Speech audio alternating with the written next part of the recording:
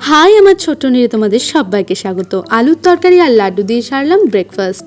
তারপরে মা ডিম সেদ্ধ করে নিয়েছিল, সেগুলোকেই আমি ছাড়িয়ে দিচ্ছিলাম। আজকে দুপুরে হবে হাঁসের ডিমের ঝোল আলু দিয়ে, যেটা আমার ভীষণই প্রিয়। তোমরা সবাই সেটা জানো, আমি ডিম খেতে ভীষণ ভালোবাসি।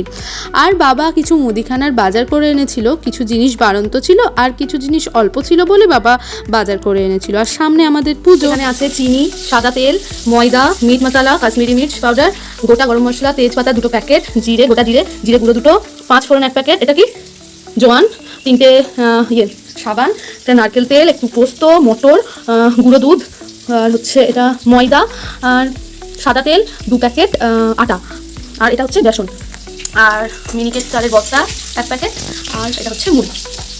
দেখেই নিলে বাবা কি কি বাজার করে এনেছে। আর এদিকে ডিমের ঝোলটাও মা রেডি করে ফেলেছে। বিকেলের দিকে মা বানিয়েছিল আচার, একটা গুড় দিয়ে আর একটু চিনি দিয়ে। সন্ধ্যাবেলা দিয়ে খেলাম একটু লাড্ডু। আর মা তারপরে ডিনারের জন্য বানাচ্ছিল পেঁয়াজি। তো আজকের মতো ভ্লগটা এটুকুই, দেখা হবে পরের একটা ভ্লগে। টাটা।